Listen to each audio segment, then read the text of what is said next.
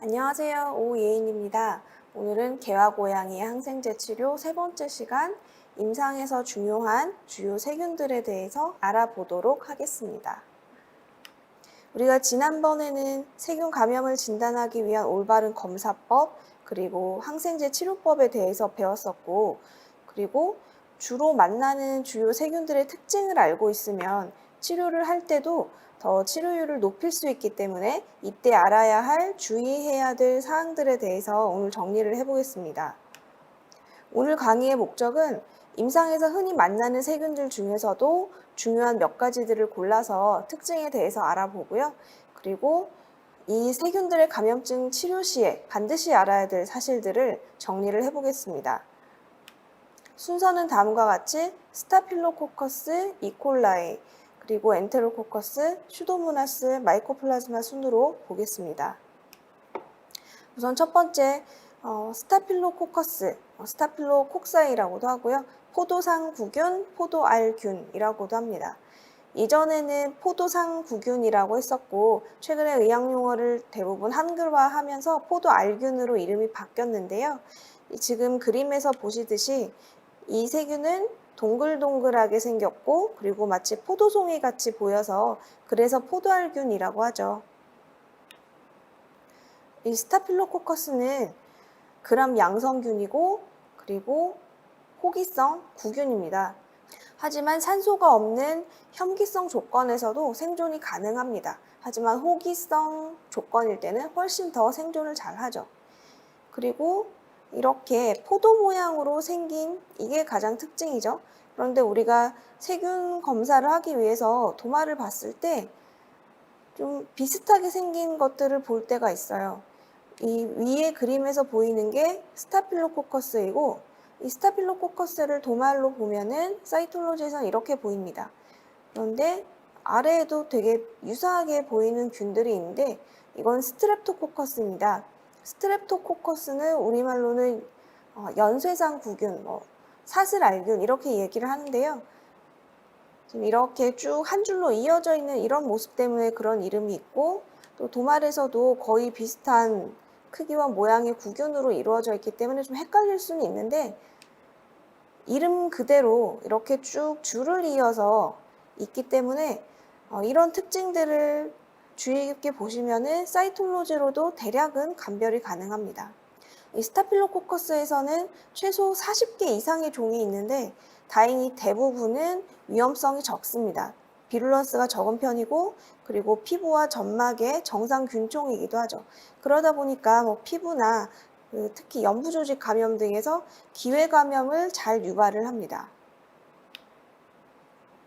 우리가 스타필로코커스 감염을 진단할 때 꼭 알아야 할 사실을 꼽자면 크게 두 가지가 있겠는데요.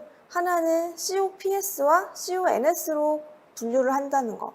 그리고 또 하나는 뒤에서 나올 텐데 메티실린 저항성이 있느냐 없느냐로 분류를 한다는 겁니다. COPS는 코아귤레이즈 파지티브 스타필로코커스의 약자이고요. CONS는 코아귤레이즈 네거티브 스타필로코커스의 약자입니다. 스타필로코커스를 분류를 할 때 여러 가지 기준이 있지만 그 중에서 코아귤레이즈, 응고효소를 생성을 하는 스타프이냐 안 하는 스타프이냐로 분류를 하거든요. 왜냐하면 이 코아귤레이즈를 생성을 하는, 즉 코아귤레이즈 파지티브이면은 대체로 이 네거티브인 세균들보다는 훨씬 더 비룰런스가 강하고요. 그리고 대부분 감염의 원인균입니다. 즉 이 COPS와 CONS를 굳이 비교를 한다면 우리가 흔히 만나는 스타필로코커스 감염의 대부분은 이 COPS 때문에 생긴다고 보고요. 그리고 간혹 CONS 때문에도 생긴다고 봅니다. 근데 이 COPS와 NS가 굉장히 또 당연히 종류가 많겠죠. 스타필로코커스가 많으니까. 근데 우리가 개와 고양이를 진료를 하면서 가장 중요한 몇 가지들을 좀 꼽아보자면 지금 여기 빨간색 표시된 것처럼 스타필로코커스 슈드 인터미디우스가 가장 많고요. 그리고 스타필로코커스 슐레이페리 그리고 오레오스 이 세 가지가 가장 중요하고 또 많기도 하고 그 다음으로 인터미디우스, 델피니 같은 것들이 있고요. 그러면 CONS는 별로 의미가 없느냐? 아닙니다. CONS도 감염을 유발을 하기 때문에 중요한데 뒤에서 다시 보도록 하겠습니다. 그리고 메티실린 저항성이 있느냐 없느냐도 굉장히 중요하죠. 왜냐하면 우리가 치료제를 선택을 할 때 특히 중요하기 때문이죠.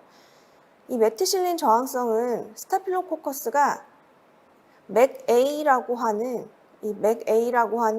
유전자를 갖고 있느냐 없느냐에 따라서 나뉘게 됩니다. 이 맥A 유전자가 있으면 그림에서 보시듯이 이 동그라미가 스타필로코커스이고 이렇게 뾰족뾰족 세포 바깥으로 나와 있는 게 있어요. 이 맥A 유전자가 있으면 페니실린 바인딩 프로틴 PBP2A라고 하는 이 단백질을 발현을 하고 이 단백질이 발현이 되면 항생제가 여기 와서 붙기가 힘들어요. 모든 항생제에 다 그런 건 아니고 베타락탐 계열 항생제들은 여기에 붙기가 어려운데 친화도가 떨어져서 그렇거든요. 근데 우리가 흔히 아는 베타락탐 항생제들은 페니실린, 세팔로스포린, 그리고 카바페넴 계열이 있죠.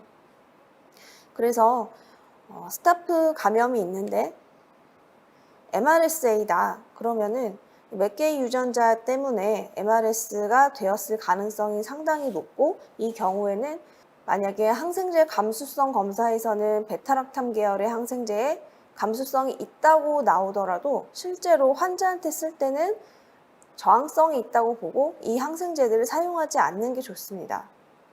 그리고 이름은 메티실린 저항성인데 사실은 메티실린에만 저항성이 있는 게 아니고 이 관련된 모든 베타락탐 계열 항생제들에 다 저항성을 띠기 때문에 상당히 중요한 다제내성균이 되죠.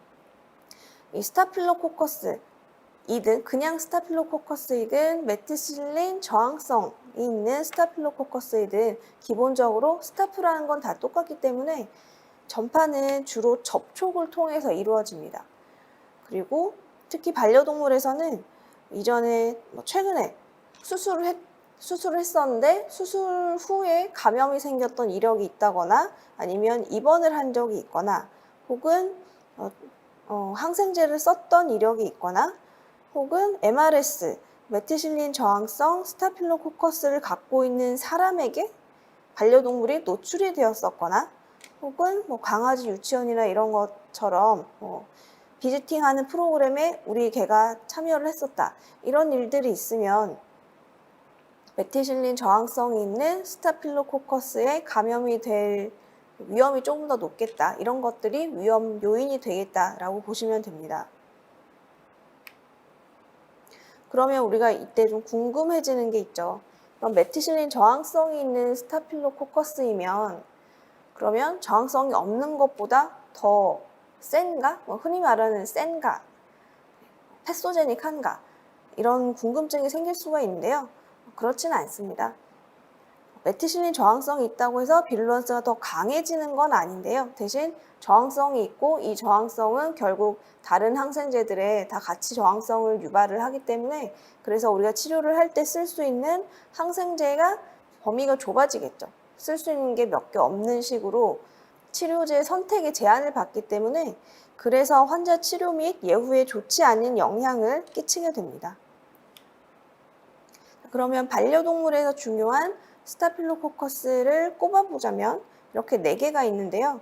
스타필로코커스, 슈도 인터미디우스, 오레우스, 슐레이페리, 그리고 CONS가 있습니다.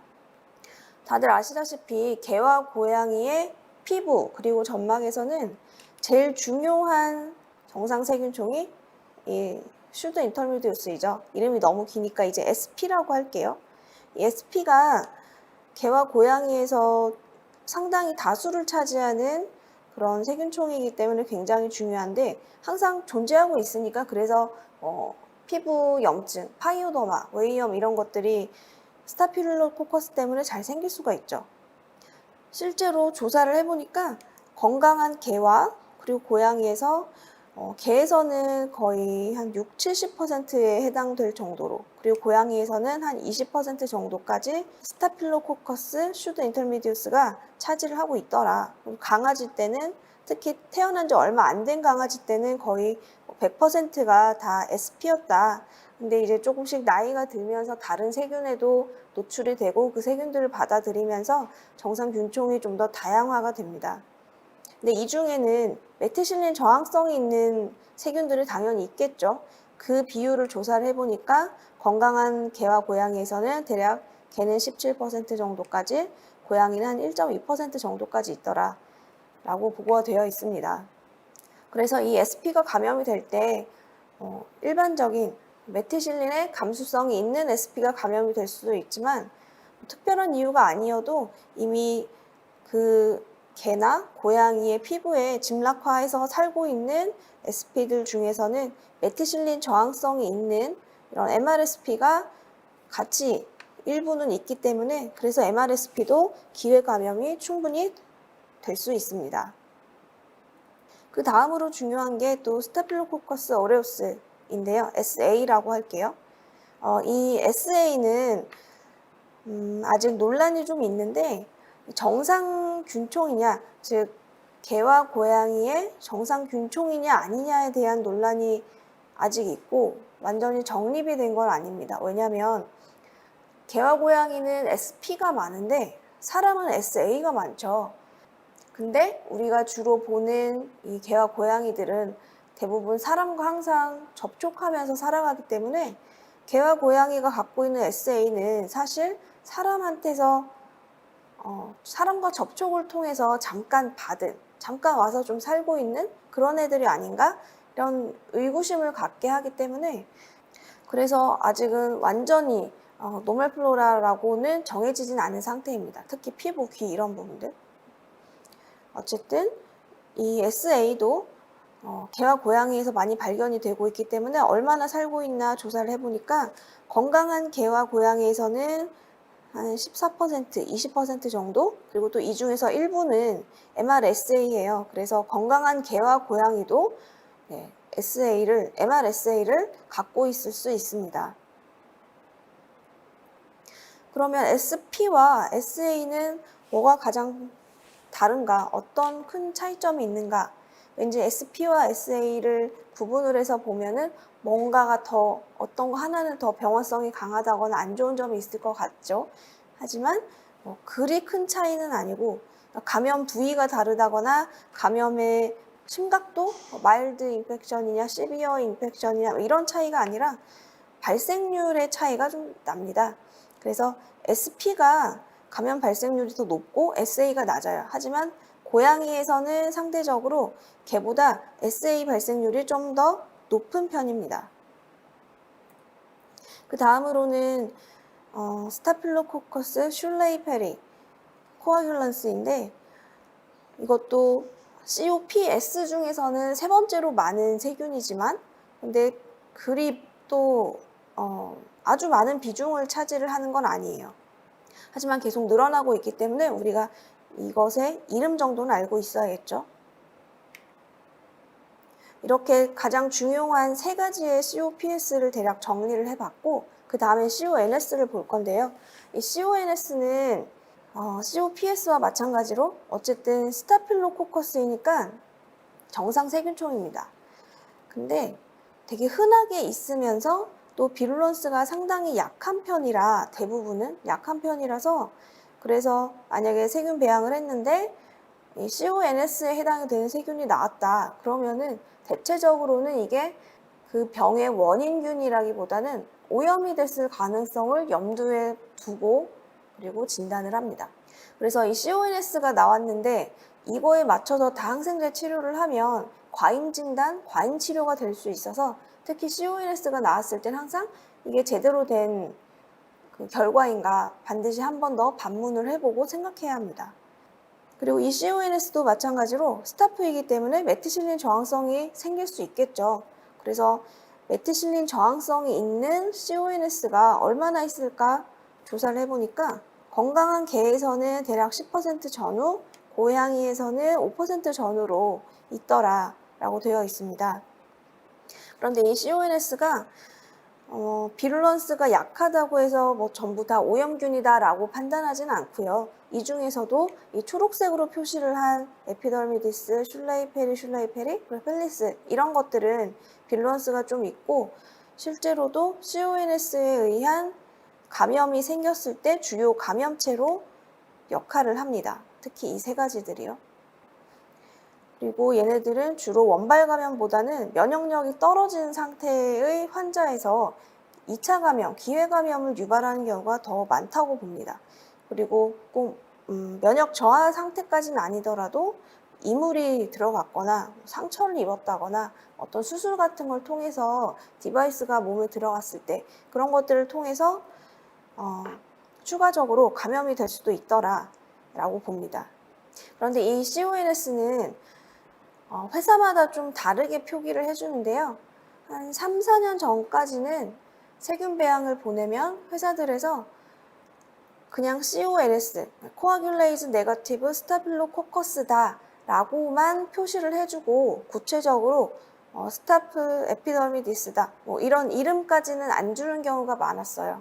네, 왜냐하면 그만큼 CONS의 비중은 상당히 적고 COPS에 대한 비중이 좀 컸기 때문에 그랬는데 최근에는 세균을 동정하는 방법들도 기전이 바뀌고 기계가 바뀌고 하면서 이제는 CONS로 표현을 하지 않고 아예 이렇게 세균의 이름을 그대로 적어주는 경우들이 점점 늘어나고 있습니다. 그래서 내가 배양을 했는데 스타필로코커스가 나왔고 우리가 흔히 보는 그런 오레오스나 슈도 인터미디우스가 아닌 다른 종류, 좀 낯선 종류의 스타프가 나왔으면 이게 COPS인지 CONS인지 정도는 구글링을 해보면 나오거든요. 그래서 그렇게 찾아보시면은 좀 더 이게 오염균인지 감염균인지 판단을 하는데 도움이 되실 겁니다. 스타필로코커스 감염의 진단은 특별한 건 없습니다. 세균 감염의 진단이 다 비슷하죠. 세균 배양을 하고 그리고 치료를 위해서 항생제 감수성 검사를 하고 그리고 또 상황에 따라는 PCR을 이용할 수도 있죠. 각 검사들의 장단점이 있긴 하지만 근데 이 스타프는 앞서 계속 말씀드렸듯이 되게 자주 볼 수 있는 정상균총이기 때문에 스타프가 나오면 감염균인지 오염균인지 한 번 더 생각을 해서 항생제 치료를 할지 말지를 결정하시는 게 굉장히 중요합니다. 근데 여기서 본 것들 중에 특히 좀 헷갈리실 수 있는 게 CONS죠. 종류는 많고 정상균총인데 비룰런스가 약해서 그래서 감염보다는 오염균일 가능성이 더 높겠다라고 말씀을 드렸기 때문에 이걸 어떻게 해석을 해야 되나 생각하실 수 있는데요. 좀 팁을 드리자면 만약에 배양을 했는데 CONS랑 그다음에 또 다른 병원균이 같이 분리가 되었다 라면은 CONS는 오염균일 가능성이 높습니다. 예를 들어서 슈도모나스랑 그 다음에 스타필로코커스 에피더미디스가 같이 분리가 됐다, 혼합 감염이다 라면은 CONS가 오염균이고 슈도모나스는 그 감염의 원인체일 가능성이 높고요. 근데 만약에 무균 부위, 원래 균이 없어야 되는 부위들이 있죠. 뭐 흉강, 복강 이런 부위들에서 CONS가 분리가 되었다면 이거는 CONS가 원인균일 가능성이 높겠다라고 보시면 되겠습니다. 이 스타필로코커스 감염일 때 치료는 어떻게 하느냐, CONS, COPS 이런 것들 다 떠나서 일단 기본적으로 스타프이면은 첫 번째 1세대 세파 혹은 페니실린을 사용을 하는 게 퍼스트 초이스입니다. 근데 만약에 이것들이 효과를 볼 수 없는 상황이라면 가능하면 항생제 감수성 검사를 하고 그 결과에 따라서 다른 종류의 세파나 독시사이클린 등 그 감수성 검사 결과에 따라서 항생제를 선택을 하시면 됩니다. 우리가 스타프 감염일 때 아미노글리코사이드는 잘 사용하지는 않지만 필요시에는 사용할 수 있습니다. 효과가 좋은 편이라서. 그리고 퀴놀론도 많이 사용을 하긴 하지만 수의사들이 특히 주의해서 사용을 해야 될 항생제가 바로 퀴놀론이랑 그리고 3세대 세파거든요. 이 퀴놀론이 내성 유발이 굉장히 빨라요. 그래서 이 빠른 내성 유발 때문에 논란이 있고 그래서 동물에서는 다른 항생제를 사용할 수 없을 때에만 스타프 감염에서 사용을 하도록 권고를 하고 있는데, 사람에서는 특히 MRS의 경우에는 아예 사용 금지를 하고 있습니다. 내성이 빨리 생기는 것도 그렇고, 또 실제로 환자한테 썼을 때 임상적인 결과도 그리 좋지는 않기 때문에 그래서 금지를 하고 있습니다. 근데 저희가 치료를 할 때 퀴놀론까지 갈 일은 별로 없죠. 대부분은 이 1세대 세파 페니실린 계열에서 대부분은 이제 해결이 되죠. 그리고 MRSA나 MRSP가 나온다 하더라도 반드시 더 상위로 가는 건 아니니까요. 그리고 클린다마이신도 써볼 수 있기는 하지만 사실은 쓰지 않도록 가능하면 좀 추천을 드리고 있는데, 왜냐면 이 클린다마이신은 내성이 발생하는 속도가 빠릅니다. 이것도 되게 빠르죠. 그리고 클린다마이신의 또 특징 중 하나가 유도 내성이 생길 수가 있어요. 감수성 검사에서는 서셉터블하다, 감수성이 있다 라고 나왔어도 실제로 환자에서는 내성이 유발이 돼서 치료에 실패할 수가 있습니다. 특히 SA에서 더 그렇거든요. 그래서 스타필로코커스가 나왔는데 클린다마이신의 유도 내성이 있냐 없냐 같이 테스트를 해서 그 결과를 주는 회사도 있고 아닌 회사도 있는데요. 그 테스트가 D 테스트라고 하고요. 만약에 이 D 테스트를 하지 않는 경우에는 감수성 패널을 보셔서 거기에 에리스로마이신이 있는지를 먼저 확인을 하세요. 그래서 에리스로마이신의 리지스턴트인데 클린다마이신의 서셉터블하다라고 나왔어도 이 경우에는 에리스로마이신에 맞춰서 클린다도 저항성이 있겠다라고 간주를 하고 치료에 클린다는 사용하지 않는 게 좋습니다. 특히 더더욱 심각한 감염이면 더 안 되겠죠. 이 스타프는 대부분 피부나 귀 쪽 감염이 좀 많으니까 그래서 우리가 국소 치료도 해볼 수가 있는데, 전신 항생제 투여하는 경우에는 가능하면 배양을 하고 항감수 결과를 기반으로 해서 항생제를 선택을 하고요. 그리고 특히 MRSA 나오고 간혹 항감수 결과에서 대부분 다 내성이 있고 방코마이신에 S가 나왔다. 그러면 방코마이신을 쓸까 고민을 하시는 경우도 있는데요. 방코마이신, 테이코플라닌, 리네졸리드 이런 약들은 흔히 말하는 최후의 보루 같은 항생제이기 때문에 공중보건상 문제를 더욱 유발을 할 수가 있겠죠. 많이 쓰게 되면. 그래서 특히 동물 환자에서는 사용하지 않도록 가급적 그렇게 추천을 하고 있고 계속 논란은 있는데요. 실제로도 우리가 스타프 감염은 많이 보더라도 이런 약들까지 써야 하는 경우는 굉장히 드뭅니다. 그리고 실제로도 좀 더 눈여겨보셨다면은, 그리고 여러 회사를 통해서 세균 배양을 해보셨다면 똑같은 균이 나와도 거기에 따른 항생제 패널이 다른 거를 아실 텐데요. 방코마이신은 대부분 빠져 있어요. 방코마이신이 만약에 항목에 들어가 있으면 아무래도 수의사는 그쪽으로 손을 더 뻗칠 수밖에 없기 때문에 이런 윤리적인 논란 때문에도 더더욱 아예 이제 빼고 다른 항생제들로만 감수성 패널을 구성을 해서 검사 결과를 제공을 하는 곳들이 더 많습니다. 그리고 만약에 국소 치료를 할 수 있다, 피부 감염이다 이러면은 좀 더 낫죠. MRS 감염이라 하더라도 빡세게 매일 약욕을 시키면은 그걸로도 효과를 충분히 볼 수 있는 경우들이 있고, 연고를 쓴다면 뮤피로신 같은 걸 써볼 수가 있겠습니다. 최근에는 뮤피로신에도 저항성을 보이는 스타프들이 있긴 하지만 그래도 기본적으로는 이런 약들을 토피칼로 써볼 수 있겠습니다. 그럼 전신 항생제를 쓴다면 여러 가지가 있겠지만 기본적으로 우리가 아목시실린, 암피실린, 아목시실린, 클라블라닉 애시드, 세팔렉신 이런 약들을 1차적으로 좀 선택을 해볼 수가 있겠고요. 클린다마이신 TS도 단기간은 써보는 건 괜찮습니다. 그리고 아까 말씀드린 MRS라면은 메티신의 저항성이 있다면은 모든 베타락탐 계열 항생제들, 세파, 그리고 페니실린, 카바페넴 이 계열 항생제들에는 다 저항성이 있다고 봐야 돼서 실제로 인비트로에서는 S라고 나왔어도 이 검사 결과를 리포트할 때는 R로 표시를 해서 줘야 되거든요. 그런데 이게 반드시 다 지켜지지는 않기도 해요.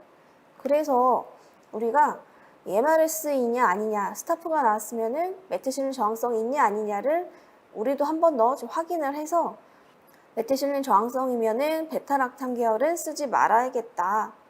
네, 이렇게 보실 수가 있겠죠. 그러면 우리가 항감수 결과를 보고 이게 메티실린 저항성인지 아닌지를 아는 방법은 우리가 첫 번째 시간에 했었죠. 옥사실린이나 세폭식틴 같은 이런 항생제의 저항성이 있냐 없냐를 보시면 되겠습니다. 이렇게 스타프 감염이 있을 때 항생제를 써서 모니터링을 하면 제일 중요한 건 다시 배양을 해서 세균이 없어졌나를 보는 게 아니고요. 임상 증상이 괜찮아지고 있나를 모니터링을 하는 게 중요합니다. 왜냐하면 정상 세균총이니까. 항생제를 써서 감염이 없어진다 하더라도 그 부위에서 스타필로코커스는 계속 존재를 할 거거든요. 거의 대부분은. 그래서 세균 배양을 해서 이게 나오냐 안 나오냐 이게 중요한 게 아니고 증상이 없어지느냐가 중요합니다. 그래서 피부 같은 이제 표층 감염이다. 그러면은 증상이 없어지고 나서 일주 더 투약을 지속을 하고 만약에 더 깊은 심부 감염이 있다. 그러면은 2주 더 투약을 지속을 하고 치료 종료하는 걸 권장을 하고 있습니다. 그리고 MRS, MRSA, MRSP 이 세균들이 가장 대표적인 사람과 반려동물 사이에서 인수공통 세균 감염을 유발할 수 있는 그 예에 해당이 되죠. 그래서 항상 주노시스 얘기가 나올 때는 이 MRSA가 특히 빠지지 않고 나오는데요. 이게 결국은 접촉을 통해서 전파가 되기 때문에 너무 걱정하지 마시고 그냥 손 잘 씻거나 손 소독제 잘 하시면 거의 문제는 없습니다. 그리고 또 인수공통 감염이 될 가능성이 굉장히 낮은 편이거든요. 왜냐하면 일하고 있는 우리 수의사들 대부분은 또 면역력이 그리 낮지는 않으니까 대부분은 노출이 된다 해서 세균에 노출이 된다고 해서 바로 다 감염이 되는 게 아니죠. 감염이 성립이 되려면은 6가지 조건이 다 맞춰져야 되거든요. 네. 그래서 세균이 감염이 되기 전에 빨리빨리 손을 잘 씻고 접촉된 부위를 소독을 하고 하면 거의 대부분 문제가 없으니까 너무 걱정하지 않으셔도 되고 가장 효과가 좋은 방법이 손을 잘 씻는 겁니다. 손만 잘 씻으셔도 문제는 없습니다. 근데 우리보다도 MRS 감염된 환자랑 더 장시간을 보내는 사람이 보호자이기 때문에 보호자에게는 교육을 해야 되죠. 보호자도 마찬가지로 손을 잘 씻는 게 굉장히 중요하고요. 그리고 치료 기간 동안에 환자가 보호자한테 뭐 뽀뽀를 하거나 하는 건 가능한 못하게 하시는 게 좋고 또 이 환자가 쓰고 있는 방석, 옷, 네칼라 이런 것들은 자주자주 좀 세척을 해주시는 게 좋고 또 치료 기간에는 혹시 보호자나 어린아이가 있거나 노약자분이 있을 때 면역력이 좀 떨어져 있다 그러면은 같은 이불에서 자는 거는 안 하는 게 좋겠고 그리고 세균은 항상 환경에서 되게 잘 살아요. 그래서 계속 존재할 수 있기 때문에 규칙적인 청소를 해주는 게 중요합니다. 자주 있는 일은 아니지만 반려동물에서 사람으로 혹은 그 사람에서 반려동물로 개, 고양이에게 서로 MRSA 감염을 서로 MRS를 주고받고 하면서 감염된 사례들이 보고는 다 되어 있거든요. 네, 그래서 MRS 감염이 있는 개나 고양이를 보셨다면 반드시 보호자 교육을 해주시는 게 좋습니다. 그러면 이렇게 사람에게도 문제를 일으킬 수 있는 MRSA, MRSP 이런 게 이 환자한테 있다. 그러면은 만약에 증상이 없는 아이를 하더라도 이걸 없애줘야 하는 게 아니냐 생각하실 수 있는데요. 그걸 디콜로나이제이션이라고 합니다. 정상적인 지금 여기서는 이제 건강한 아이들에 대해서 이야기를 하고 있는 건데요. 아픈 애들에선 당연히 항생제를 쓰죠. 근데 건강한 환자에서 뭔가 일이 있어서 배양을 했는데 MRS가 나왔다. 그러면 이걸 항생제를 써서 없애줘야 할 것인가에 대해서는 이미 좀 권고안이 있습니다. 굳이 그렇게 할 필요는 없다. 아주 특별한 경우가 아니고서는 할 필요는 없습니다. 왜냐하면 이 MRSA, MRSP도 이 환자에서, 이 동물에서 계속 있을지 없어질지 이것도 사실은 알 수 없고요. 장기간 봐야 되기도 하고 또 있다고 해서 다 문제가 되는 것도 아니고 또 이 개와 고양이의 MRSA, MRSP 등에 같이 사는 사람이 노출된다고 해서 또 대부분 문제가 되는 것도 전혀 아니거든요. 그래서 특별한 경우가 아니고서는 굳이 또 항생제를 써서 항생제 내성을 늘리면서 디콜로나이제이션 할 필요는 없다가 현재로서는 결론이 나 있습니다. 그리고 이런 MRS를 갖고 있는 개, 고양이들은 이상적으로는 다른 개나 고양이하고 마주치지 않도록 하는 게 가장 좋긴 합니다. 그게 권고하고 있는 사항이긴 한데 실제로는 그렇게 하긴 좀 쉽진 않죠. 그래서 아주 이상적인 부분인 거는 알겠는데 이게 되게 좋다는 건 알겠는데 완전히 이렇게 할 수 없는 상황이라면 좀 더 위생관리에 신경을 쓰면 되지 않을까 좀 생각은 해볼 수 있겠습니다. 네, 다음은 이콜라이입니다. 이콜라이는 장내세균과에 속하는 세균들 중 하나인데 이 장내세균과는 세균들이 되게 많아요. 되게 많은데 그 중에서도 임상적으로 중요한 것들을 꼽아보자면 이콜라이, 그리고 프로테우스 미라빌리스, 프로테우스 불가리스, 클렙시엘라 같은 것들이 있습니다. 이 중에서도 프리밸런스를 고려해서 이콜라이 하나만 좀 뽑아내서 볼 건데요. 이콜라이는 그람 음성 간균이죠. 이렇게 생겼고 우리가 도마를 보면 이렇게 길쭉한 간균들을 볼 수가 있죠. 물론 간균이라고 해서 다 이콜라이는 아니긴 하지만 그리고 스타프는 피부에서 정상적으로 살고 있는 것처럼 이콜라이도 장 내에서 정상적으로 살고 있는 애들이죠. 그래서 대체로 기회감염을 유발을 합니다. 우리가 설사하는 애들에서 그 설사의 원인을 진단을 하기 위해서 설사 PCR을 할 때가 있는데요. 그 검사 항목을 보면 되게 많아요. 되게 많은데 물론 회사마다 이 검사 항목이 다 다른데 디스템퍼, 파보 이런 바이러스도 있고 클로스트리디움 이런 세균들도 있고 원충 종류들도 있고요. 여기 보시면 EPEC, ETEC, EHEC, EIEC가 있는데 이게 다 이콜라이들입니다. 그래서 이 이콜라이가 설사 PCR 항목에 들어가 있는 회사도 있고 아닌 곳도 있습니다. 이콜라이도 종류가 굉장히 많은데 그 중에서 주로 개와 고양이에서 좀 밝혀져 있는 그리고 병원성이 있는 이콜라이들을 좀 본다면 이렇게 분류를 해볼 수가 있는데요. 여기 선이 하나 있죠. 네, 인테스티날 주로 이제 장 쪽에 감염을 유발을 하는 것들 그리고 장 바깥쪽 감염을 유발하는 것들로 나눠볼 수가 있고 이것보다 종류는 훨씬 더 많긴 하지만 우리는 대체로 지금 이 굵게 표시된 것들 위주로 실제 진료에서는 만나게 됩니다. 이콜라이가 장 내에서 원래 살고 있는 것들이다 보니까 대부분은 별 문제가 안 생기죠.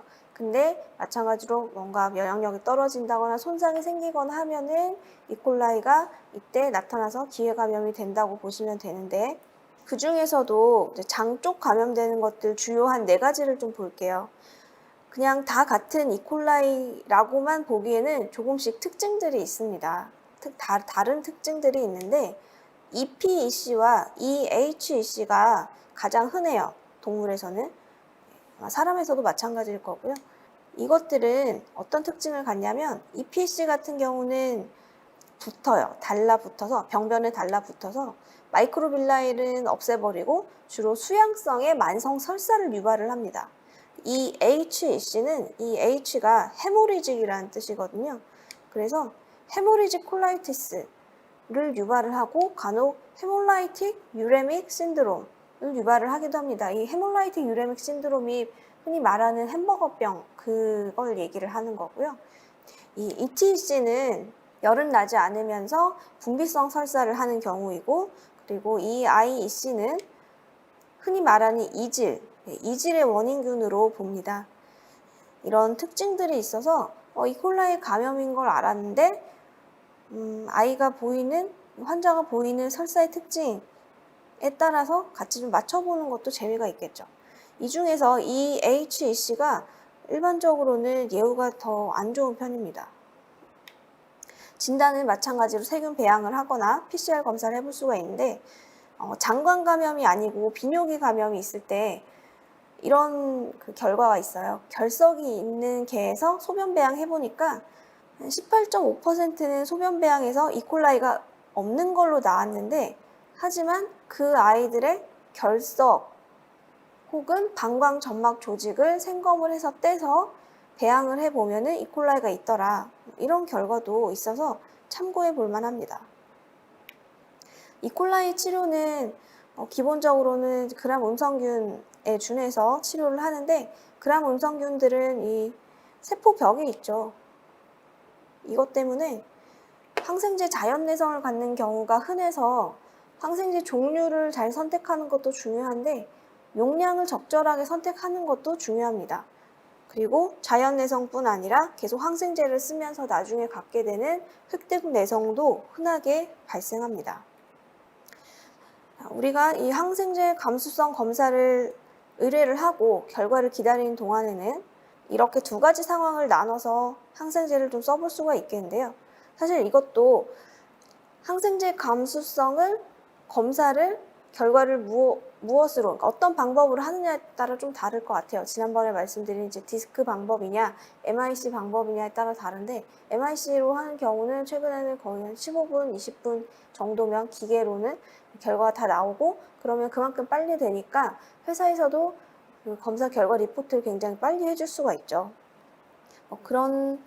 그렇게 이제 굉장히 검사 결과가 빨리빨리 나오고 있긴 하지만 반드시 그 검사만 다 이용을 하는 건 아니기 때문에 우리가 검사 결과 좀 오래 걸릴 것 같다 할 때는 이렇게 좀 상황을 나눠서 항생제를 선택을 해볼 수가 있겠습니다.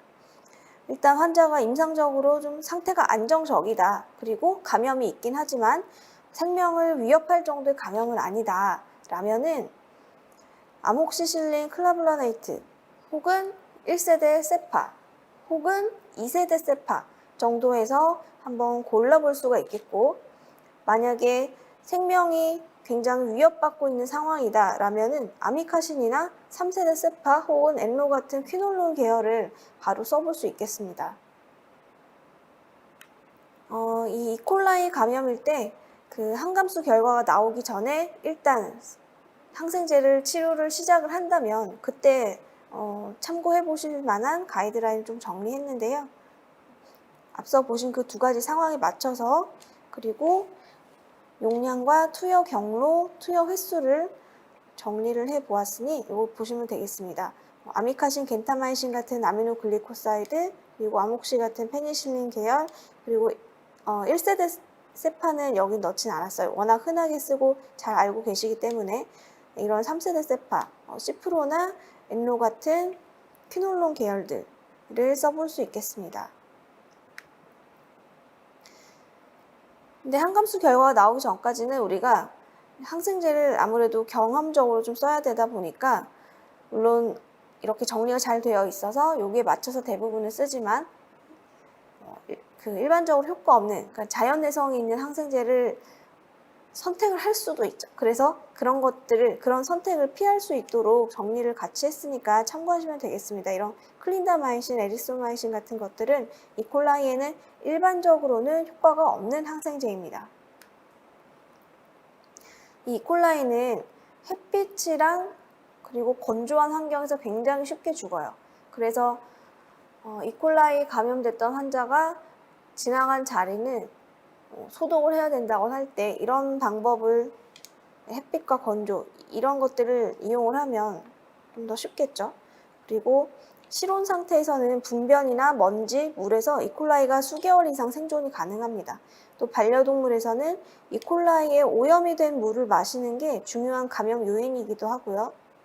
또 감염 매개물에 의한 전파도 중요한 경로입니다. 왜냐하면 이렇게 실온의 분변, 먼지, 물에서도 오랫동안 생존이 가능하니까. 그래서 어떤 물체 같은 것에 묻어 있다가 전파가 될 수도 있어서 손 위생하고, 그리고 그 물건들 소독을 하는 게 필수입니다. 지금 스타필로코커스랑 이콜라이를 봤는데요.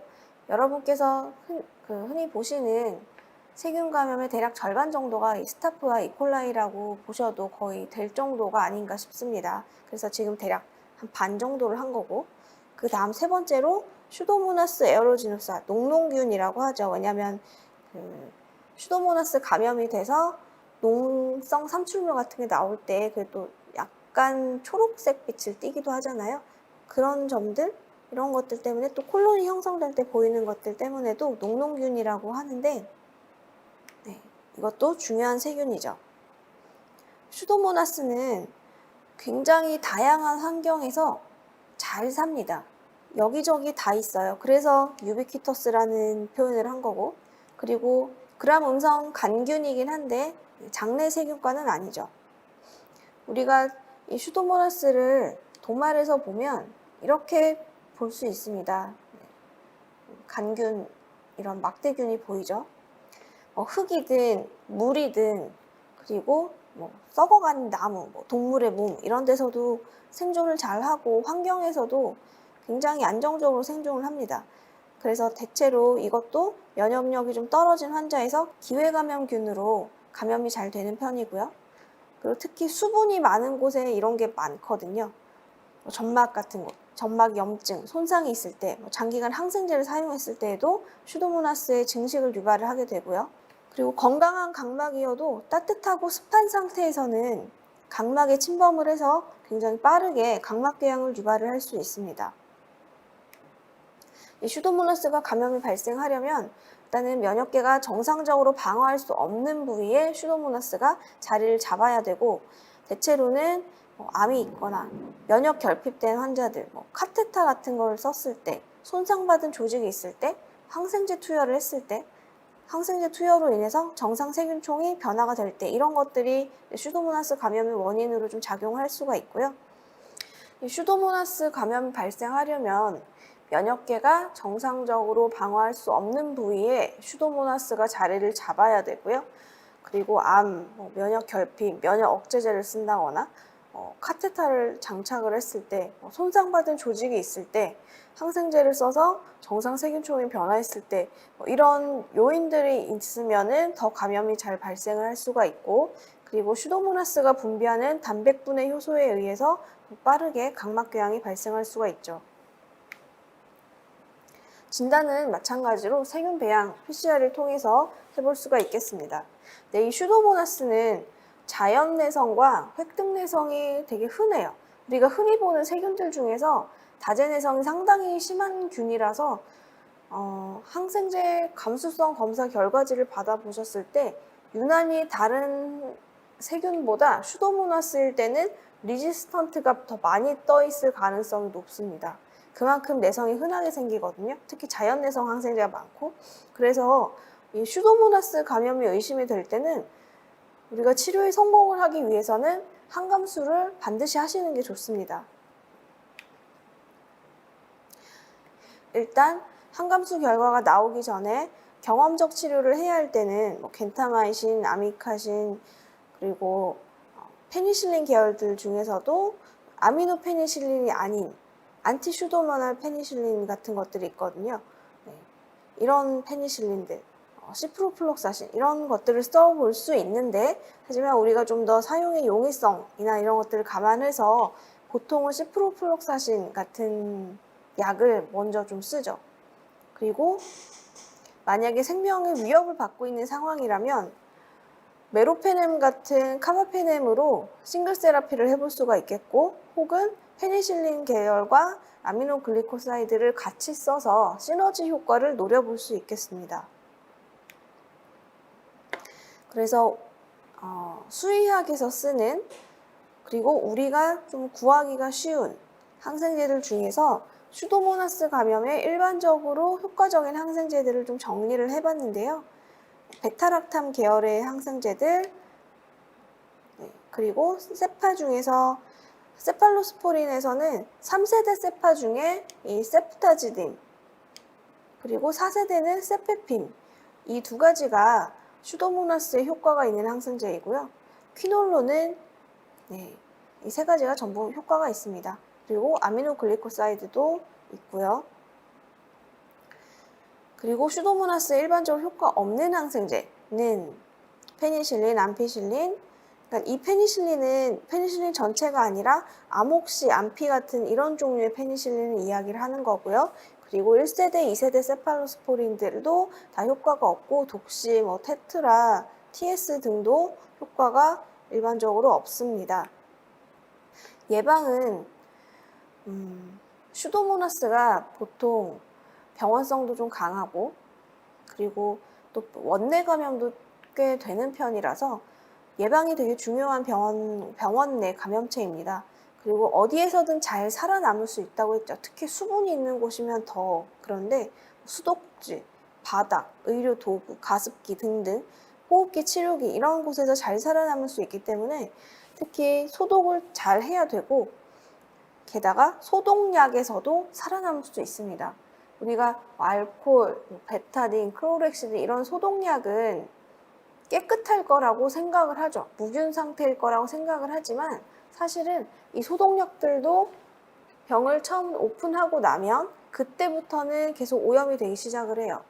그래서 오픈된 걸 계속 쓰면 안 되고 어느 정도 기간까지는 쓰고 그리고 예를 들어 어떤 병에 소독약을 넣었는데 이게 조금 모자란다. 그러면 여기다 그대로 또 다시 붓고 이게 아니고요. 완전히 그 병은 보통 이제 소독솜 만들 때 그렇게 하죠. 그 소독솜이 들어가는 통과 소독솜은 다 멸균을 해서 그리고 깨끗한 상태의 소독약을 넣어야 하죠. 아니면 이게 관리가 잘 안 될 것 같으면 최근에는 아예 소독솜이 그 소량 단위씩 포장이 돼서 나오기 때문에 그걸 사용을 하셔도 괜찮습니다. 그리고 카테터 관리를 잘하는 것도 굉장히 중요합니다. 다음은 엔테로코커스, 장구균이라고도 하고 장알균이라고도 하는데요. 엔테로코커스는 그람 양성 구균이죠. 보시면 지금 그림이 두 개가 있는데 오른쪽에 있는 이게 엔테로코커스예요. 그리고 이건 스트랩토코커스입니다. 이 두 가지가 도말에서 보면은 모양이 되게 비슷해요. 그렇죠? 모양이 되게 비슷한 편이라서 도말로는 그 사이톨로지만으로는 이 두 개를 좀 감별하기는 어려운데요. 일단 이 엔테로코커스도 다양한 환경에서 잘 살아남을 수가 있습니다. 이런 특징이 있는데요.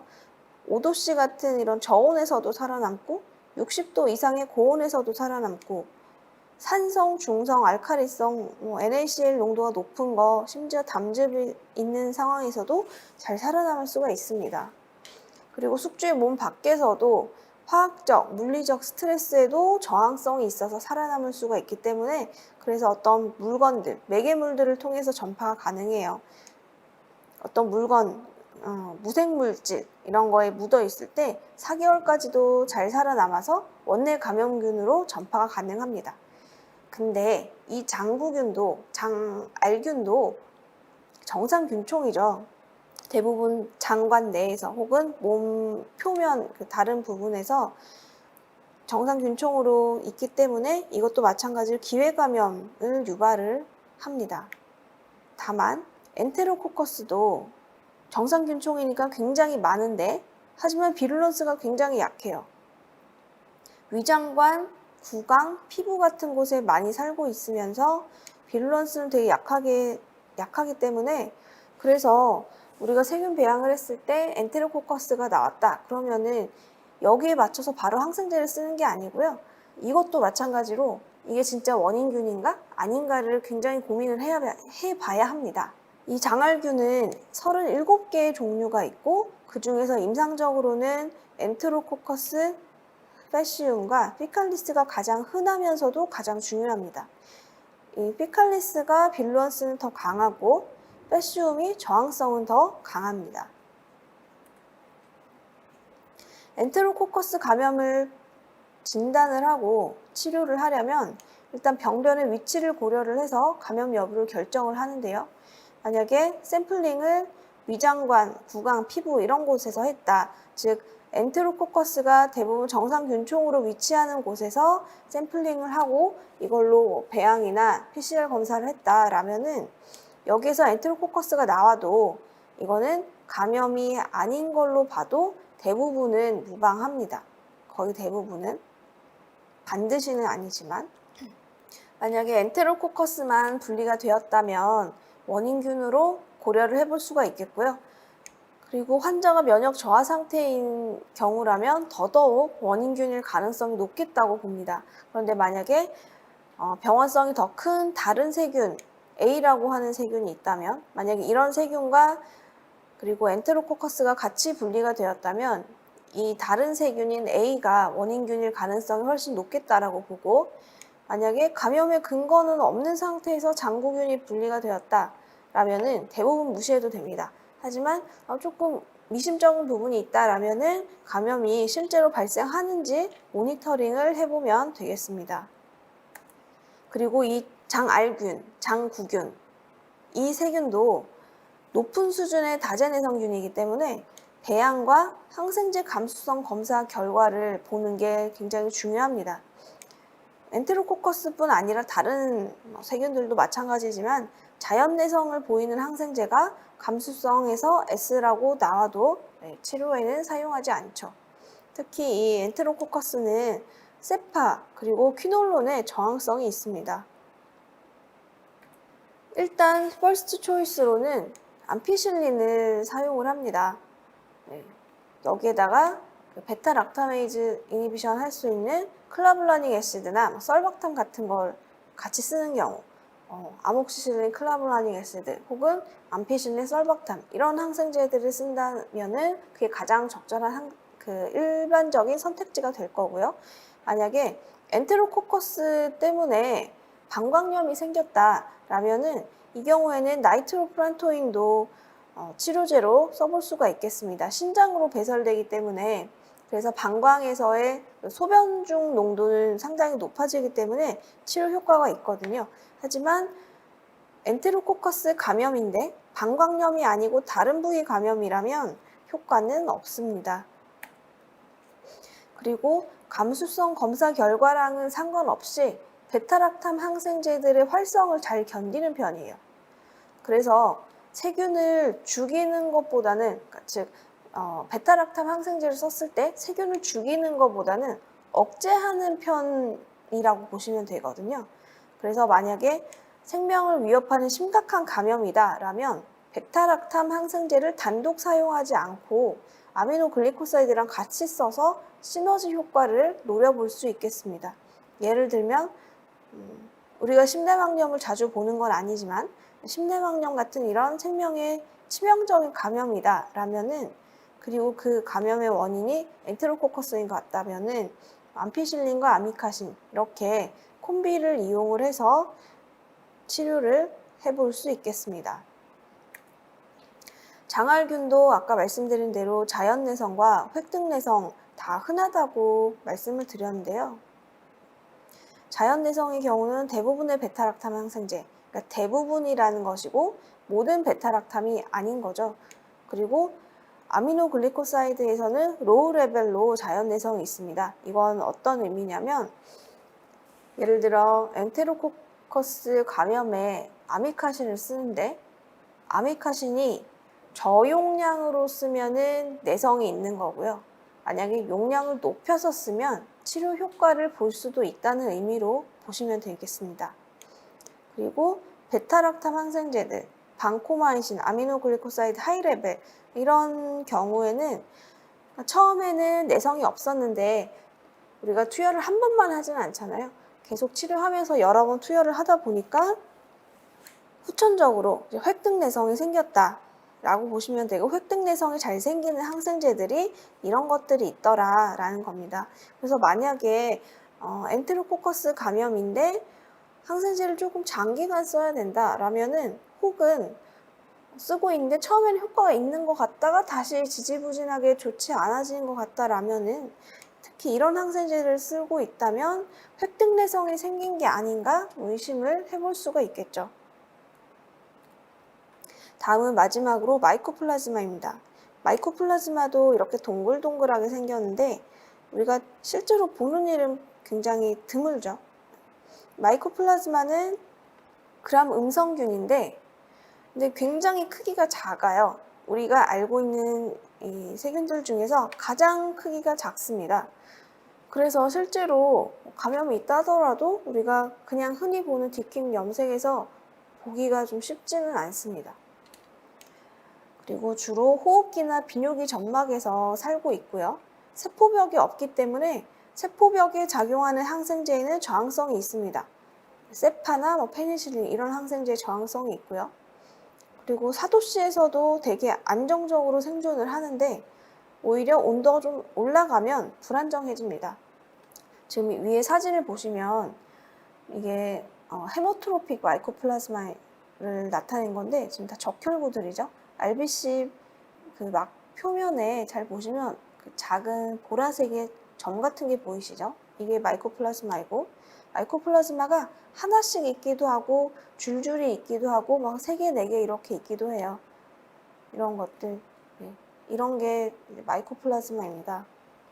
마이코플라즈마는 RBC에 기생하는 헤모트로픽 마이코플라즈마와 다른 부위에 기생하는 넌 헤모트로픽 마이코플라즈마로 나눌 수가 있습니다.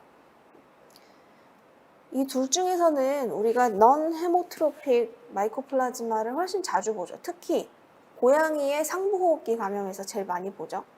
근데 헤모트로픽도 점점 조금씩은 늘어나고 있는 것 같아요. 근데 그게 구체적으로 어떤 연구 결과로 레포트된 건 아니고 그러니까 저의 경험상 마이코플라즈마에 감염이 돼서 빈혈이 생겨서 IMHA로 오인을 하게 돼서 치료가 잘 안 되는 경우 이런 경우들을 가끔씩 이제 레퍼를 받게 되거든요. 그 경우에는 언제나 PCR이 안 되어서 좀 혼동이 생긴 이런 경우들인 것 같습니다. 네, 어쨌든 헤모트로픽 마이코플라즈마도 우리가 간혹 보게 되는 경우이고 RBC에 기생하면서 세포막에 삽니다. 그래서 헤모플라즈마라고도 하고요. 고양이에서는 마이코플라즈마 헤모펠리스가 제일 흔하고 개에서는 헤모캐니스가 흔한데 이게 감염이 되면은 그래도 대체로는 무증상이에요. 하지만 심하면 충분히 사망할 수도 있습니다. 그리고 비장을 뗐다거나 수혈을 했었다거나 뭔가 면역에 영향을 줄 수 있는 요인이 있다면은 더더욱 증상이 좀 심해질 수가 있겠고요. 그리고 넌 헤모트로픽인 경우는 마이코플라즈마가 또 대부분 호흡기나 비뇨기, 소화기 점막 표면에서 기생을 하고 있기 때문에 대부분 기회 감염이 되고요. 이 넌 헤모트로픽 경우에는 종류가 굉장히 많습니다. 그 중에서 몇 가지만 써놓은 건데요. 고양이는 M. 펠리스, 개는 M. 캐니스, 그리고 사이아노스 이런 것들이 주로 감염을 유발을 하는데 이것도 마찬가지로 대부분은 증상이 별로 없는 경우가 많고 그리고 또 단독으로 감염을 유발을 할 수는 있지만 그것보다는 다른 병원균과 같이 코인펙션 되는 게 더 많다고 보고요. 마찬가지로 면역 저하가 된 상태라면은 좀 더 많이 발생할 수 있습니다. 만약에 넌 헤모트로픽인 경우라면 이게 점막 표면의 정상균총이기 때문에 진단에 혼란을 유발할 수가 있겠죠. 예를 들어 호흡기 감염이 있는 것 같아서 호흡기 증상이 있어서 호흡기 PCR을 했는데 마이코플라즈마도 나오고 어떤 다른 세균도 나왔다. 그러면은 이게 마이코플라즈마가 진짜 원인일까? 아닐까? 우리가 항상 좀 고민을 하죠. 너는 헤모트로픽 마이코플라즈마는 아까 말씀드린 대로 대부분 기회 감염, 홍삼 감염을 유발을 하는데 대체로는 어떤 그 감염을 촉발할 만한 원인이 있는 편입니다. 그리고 마이코플라즈마는 세균 배양도 어렵고 또 항생제 감수성 검사도 거의 안 하기 때문에 안 한다기보다는 너무 까다로워서 사실상 못하는 편에 더 가깝긴 하죠. 우리가 그냥 상업적으로 흔히 이용할 수 있는 그런 검사가 아니다 보니까 주로 PCR 검사를 이용을 해서 진단을 하고 거기에 맞춰서 항생제를 쓰고 있죠.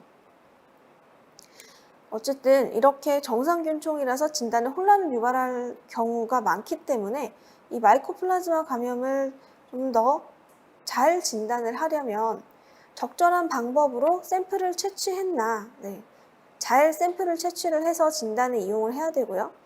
이게 어떤 의미냐면 샘플 채취 방법에 따라서 위험성이 나올 수가 있어요.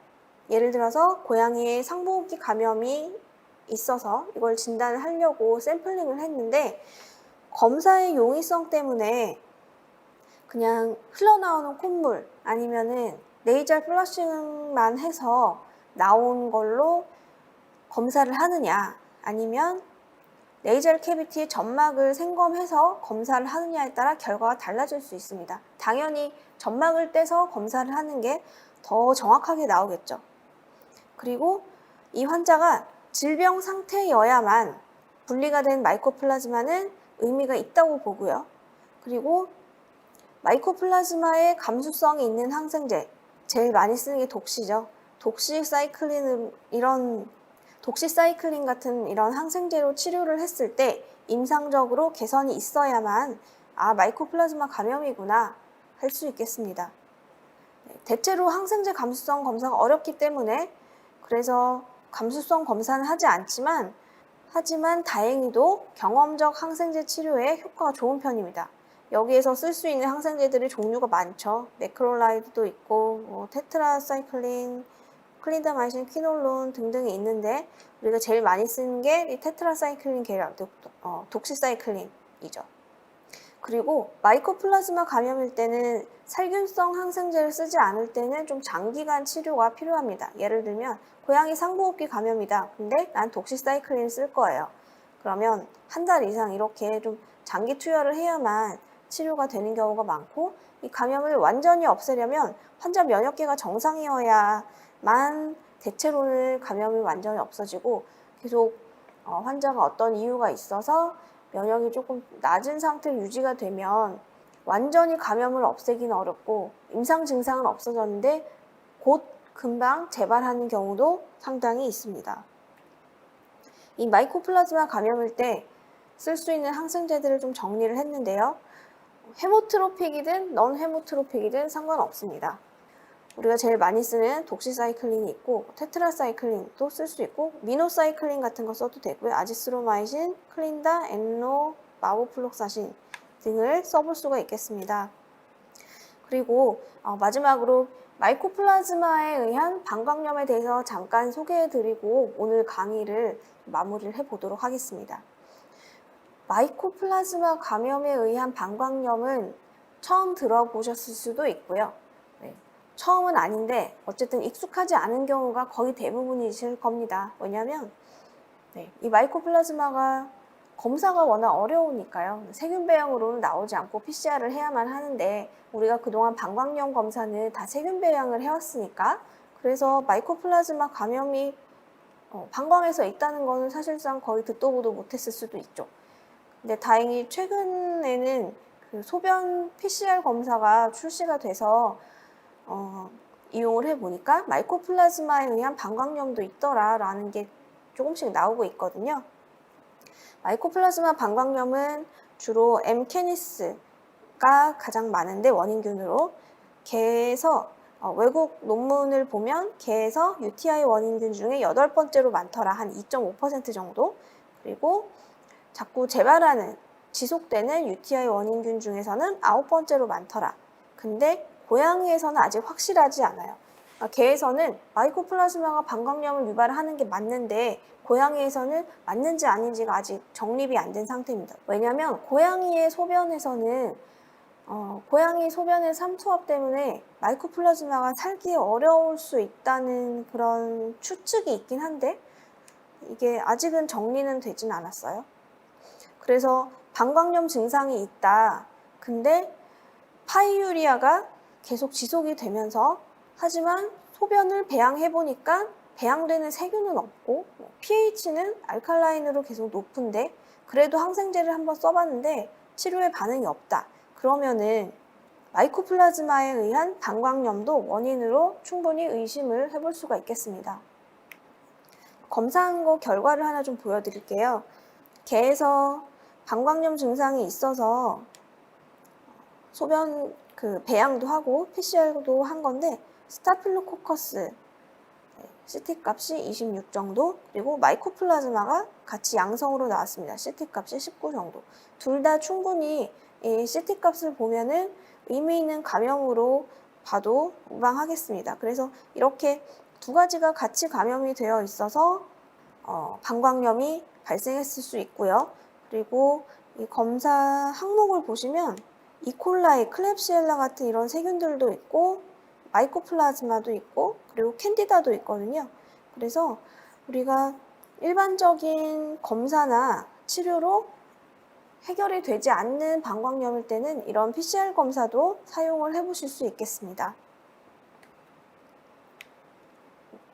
이렇게 임상에서 중요한 5가지 세균들의 특징에 대해서 알아봤는데요. 이 외에도 몇 가지는 더 있죠. 뭐 클렙시엘라나 이런 세균들도 더 있는데 이것도 차근차근 좀 시간 될 때 세균의 특징에 대해서 공부를 해보시면 앞으로 세균 감염을 치료를 할 때 좀 더 시야가 넓어지는 걸 알게 되실 겁니다. 지금까지 경청해 주셔서 감사합니다.